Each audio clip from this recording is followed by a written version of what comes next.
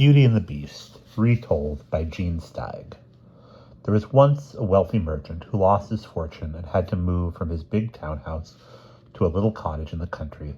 When he told his 3 daughters, the 2 older ones were furious. "What? Give up our parties and dances for a dismal cowpatch life?" they exclaimed. "Never!" They were sure that their lack of money would make no difference to their fashionable admirers, but they were quite mistaken. Their elegant friends laughed when they heard the news and sang, "Let them prance through the fields in chiffon and high heels, raising arrogant brows at the goggle-eyed cows." But they all felt sorry for the 3rd daughter, who was so good and so lovely that she was called Beauty. Beauty didn't complain about leaving the city. "Never mind," she said to her father, "we'll make the best of it. Who knows, perhaps it will even suit us." And when the family had settled into their humble new home, she did all she could to make it a cheerful place. Her sisters treated her rudely and left the housework to her, while they sulked, slept late, and groaned about having nothing whatever to do and no one amusing to do it with. After a year of rustic life, the father had to go on a journey in hopes of regaining some of his wealth. "What shall I bring you from town?" he asked his daughters. "Fringed gowns and silk stockings," exclaimed the older sisters, though they had no place to wear them. "Feathered hats, kid gloves." But Beauty said, "There are no roses in our garden. I would love to have just one." She would not even have asked for that, but she didn't want her sisters to say she was trying to make them look greedy. The merchant was badly cheated in town, and he had to return home poorer than before. The weather was bitter. He lost his way in the forest, and his horse slipped in the snow, throwing him to the ground. The poor man feared he would freeze to death or be eaten by the wolves he had heard howling nearby. "I will never see my children again," he thought in despair. But then he caught sight of a light glowing through the trees. Hurrying toward it, he came to a splendid palace. His horse trotted after him, both of them starved and weary. There was not a soul to be seen, so the merchant led his horse to the stable and tethered it there. The famished animal attacked the oats and hay, while the man went on to the palace. He found himself in a great hall with a roaring fire and a table set before it, laden with many sumptuous dishes. The merchant sat down to dry himself before the fire, saying, "I hope whoever lives in this place won't think I am making myself too much at home." He waited for several hours, but no one came. Finally, his hunger overwhelmed him, and he helped himself to a piece of roast chicken, devouring it gratefully and washing it down with 2 glasses of excellent wine. Dry and fed, he took courage and began to explore the castle. He walked through many magnificent rooms filled with costly furniture, carpets, and paintings. When he came to one with a fine big bed, he threw himself upon it and fell into a deep sleep. He awoke at 10 the next morning to find that handsome new clothes had replaced his torn and filthy ones. The snow had vanished, and the sun shone on a garden filled with the most extraordinary flowers. In the great hall, a hearty breakfast was laid out for him. As he ate, he said aloud, "Thank you, good host, for this excellent breakfast and for all your kindness." When the merchant had downed his 2nd cup of chocolate, he went to fetch his horse. Passing through the garden, he remembered Beauty's wish, took out his pocket-knife, and cut a single red rose. No sooner had he done so than he heard a horrible noise, and a hideous beast appeared before him. "Ungrateful wretch," it roared. "I have saved your life, and you repay me by stealing the roses that are dearer to me than anything in the universe. For that you shall die. I give you 15 minutes in which to prepare yourself." The poor merchant fell to his knees. "My lord," he cried, "I never meant to rob you. I only wanted to bring a rose to my daughter." "I am not a lord," snarled the monster. "I am a beast. Speak plainly, for flattery will not save you. You have a daughter?" "3, whispered the merchant. "I shall spare you," the monster said, "but only if one of those daughters consents to die in your place. Mind you, I won't have her unless she comes of her own free will, and you must return in 3 months if they all refuse." "Never," the father thought, "but I would sacrifice one of my children to this foul would I sacrifice one of my own children to this foul creature? But if I agree, I will be able to embrace them one last time before I die." So he gave his word. "Go," said the beast, "and you shall not return empty-handed. In the chamber where you slept there's a chest. Fill it with anything you like, and I will send it after you." And the beast departed. The father returned to his room and found the chest, as well as a quantity of thick gold pieces, which he packed into it. "At last, or at least I will leave my poor children something," he said. Or this is the military. This is the father talking. So, but at least I will leave. At least I will leave my poor children something, he said. He fetched his horse from the stable and set off, unable to see the way for his weeping. The horse found the road through the forest, and before long he was at the door of his little house. When his children ran to greet him, he held up the rose and said, "Here, my beauty, I did not forget you, but I have paid a heavy price for this single blossom," and he told them his story. The two eldest daughters began to wail and tear at their hair, and revile Beauty for what she had brought upon them.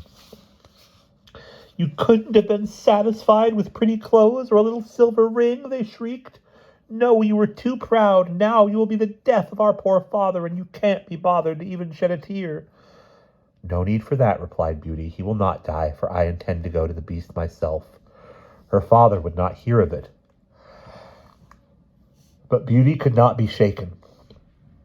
"It is all because of my rose," she said, and that was that.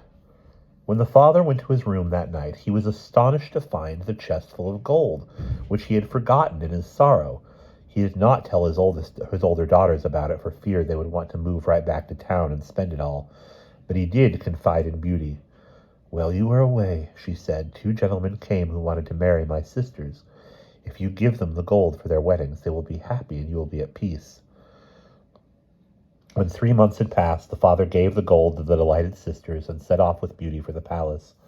Her sisters were glad to see her go, but rubbed onions in their eyes to make themselves weep. The clever horse found its way in just a few hours. It trotted off on its own to the stable, where invisible hands made it comfortable. Well, the man and his daughters entered the palace. The great hall was all alight. The table was set with 2 plates and covered with delicacies. The wretched father was too distraught to think of eating, but Beauty served him and made him taste each wonderful dish. She ate quite heartily, thinking, "If the beast wants to fatten me up before he devours me, I might as well enjoy a good dinner myself." No sooner had they finished when they heard a tremendous noise, and the beast appeared. When she saw how repulsive he was, Beauty was aghast and could not keep herself from shuddering. But the beast only asked her, "Have you come to me willingly to die in place of your father?" She could not speak, but managed to stammer, "Yes, willingly." "Your father," said he, "may stay this night. Then he must go and return no more." He bade them good night and left them. They went to their rooms and slept, in spite of the grief in their hearts, and Beauty dreamed that a wise old woman came to her and said,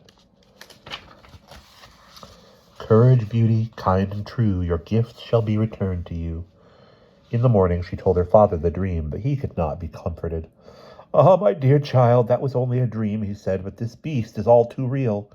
They put their arms around each other and wept bitterly. He left, and she was alone. "If the beast is going to eat me up tonight," said Beauty, drying her eyes, "why shouldn't I spend the afternoon exploring his palace?" She wandered in amazement from room to room, till she came to a door upon which was written in letters of gold, "Beauty's apartment." She opened it and found herself in an enchanting series of rooms, prettily furnished just to her liking and filled with books, music, even a harpsichord. "Well," she thought, "the beast has gone to a good deal of trouble if he means to gobble me up in just a few hours. Perhaps there is hope for me yet." She picked up a book and, opening it, saw inscribed in golden letters, "Welcome, Beauty, claim thy place, dwell with happiness and grace. At thy bidding all shall be gladly given unto thee." "This beast," said she, "is not as savage as he seems." She spent the day pleasantly in her apartment, and in the evening went to the great hall, where music was playing, candles were lit, and the table was set for her supper. As she seated herself, she heard the noise of the beast, and she could not keep from trembling with fear when he entered. But all he said was, "Do go on eating. I would only like to sit with you if you will let me." "Why, as you wish," replied Beauty. "No," said he, "you are the mistress here. But if the sight of me offends you, I must leave. But tell me, Beauty, am I not extremely ugly?" "You are," she said sorrowfully, Am I sometimes foolish and never witty? He continued. If you were foolish, you would not know it, she said. And truly, beast, you are so gentle, I don't mind your frightful looks. Perhaps, but still, I am a beast, he sighed. The monster sat quietly regarding her for a time, and then he asked, Beauty, will you be my wife? With that, all her terror came upon her again, and she sat speechless, afraid that if she refused, he might murder her in a rage. But at last she answered, quaking, No, beast, I will not. The room echoed with his terrible sighs and groans, but he got up and left her, saying, Good night, Beauty. What a pity, she thought, that such a gentle spirit should live in such a grotesque body. For 3 months Beauty lived in the palace, content to read, listen to music, and walk in the wonderful gardens. The beast came to sit with her as she ate her supper, and talked so good-naturedly that each evening, as the hour drew near, she began to look impatiently at the clock to see if he was late. But every visit ended with the same sad question, Beauty, will you be my wife? And she was forced each time to answer just as mournfully, No, beast, I will not. Till finally she said, It pains me that you force me to refuse you. You are my dearest friend. Please try to be content with that. As I have no choice, I will, he said. But I love you greatly. I could not stand to lose you. Promise you will never leave me. I would promise gladly, beast. But I miss my father so much. If I can't see him, I know I shall die of it. I would rather perish myself, said he, than cause you any suffering. I will send you home. But it is your poor beast who shall die of grief. No, said Beauty in tears. I couldn't bear to cause your death. Just let me stay 1 week with my father, and I swear I will return to you. You will be with him in the morning, but remember your promise, and when you are ready to come back to me, put your ring on a table before you go to bed. Farewell, dear Beauty, and he left her, sighing his deep, windy sigh. The next morning Beauty awoke in her father's house. The good merchant was overcome with joy to find her there, and hugged her for a long time. Beside her bed stood a great jeweled trunk, overflowing with gowns embroidered in gold and diamonds. You see, she exclaimed, how thoughtful my good beast is. I'll choose just one and give the others to my sisters. But no sooner had the words left her lips than the trunk vanished. I believe the beast must want you to keep them for yourself, her father said, and the trunk reappeared. Beauty's sisters had married while she was gone, thanks to the gold the beast had given their father. They came to pay her a visit, bringing their husbands. One was so much in love with himself that he couldn't be bothered to think of his wife at all, while the other had a mean, sharp tongue which he used to mock and torment everyone. The sisters were eaten alive with envy to see Beauty in her fine clothes and to hear her tell of her wonderful life with the beast. They slipped away to the garden together and soaked each other's shoulders with tears of rage at the thought of Beauty's happiness. Why does that tiresome girl deserve such luck and we such misery? The younger asked. It's unnatural, cried the elder. Suppose we keep her at home for more than a week. Perhaps that precious monster of hers will fly into a rage and tear her to bits. When the 7th day arrived, they snivelled and sobbed and pretended to be so miserable that Beauty could not endure it, and let herself be persuaded to stay for another week. But her heart ached with the thought of the suffering she would cause the beast, and she longed to see him again. On the 10th night at her father's house, Beauty dreamed that she stood in the palace garden, weeping over the beast who lay dying in the grass. He gazed up at her sadly and gasped, What faithless beauty, come to say goodbye, and watch the foul beast, broken-hearted, died. She awoke, drenched in tears. How could I have been so wicked? She cried. I have murdered my good, kind beast when I ought to have married him. She jumped up, put her ring on the table, and went back to sleep at once. When she awakened, she was at the beast's palace again. Overjoyed, she put on the gown the beast loved best and waited the whole long day for him to find her. At last it was 9 o'clock, but no beast appeared. I have killed him, she cried, and ran desperately through the palace, calling his name. Then she remembered her dreams and flew to the garden. There he lay on the path, the poor beast. He seemed to be dead, but she threw herself down upon him and cried, Oh, my beloved beast, don't die!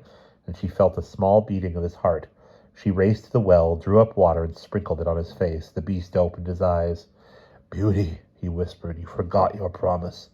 I could not live with my grief and decided to starve myself to death. Now that I see you once more, I shall die happy. No, dearest beast, You mustn't die. You must live to marry me, and we shall never be parted again. I love you." The moment she spoke those words, the palace lit up, dazzling lights danced in the air, triumphant music rang out. When she turned back to the beast, it was not a loathsome creature that lay at her feet, but a handsome young prince. "Thank you, dearest beauty," he said tenderly, "for breaking the evil spell that bound me and restoring me to my true shape." "But where is my beast?" she cried, bereft. "Here at your feet," said he. "A wicked fairy condemned me to a monster's form and deprived me of my wit until a young woman should consent to marry me. You alone were able to see the goodness in my heart, and were generous enough to overlook my ugliness. Now I will ask you once again, Beauty, will you be my wife?" "My own beloved beast, my prince, I will," cried Beauty, and she gave him her hand. Together they returned to the castle, where her father was waiting, and her sisters, and the wise old woman she had seen in her dream. "Beauty," said this woman, "now shall your sorrows all be left behind, and you shall reign a queen, both just and kind. But these two sisters, jealous, cold, and vain, must be condemned to suffer grievous pain. As statues they shall stand to guard your gate, and witness all your joy until their hate shall turn to shame, and they at last confess their malice, greed, and utter heartlessness." Then with a wave of her hand, the woman transported all of them to the kingdom of the prince, where his subjects greeted him jubilantly. There Beauty and the prince were married and lived together lovingly ever after. And what more could you wish? The moon on a dish? And that's the end.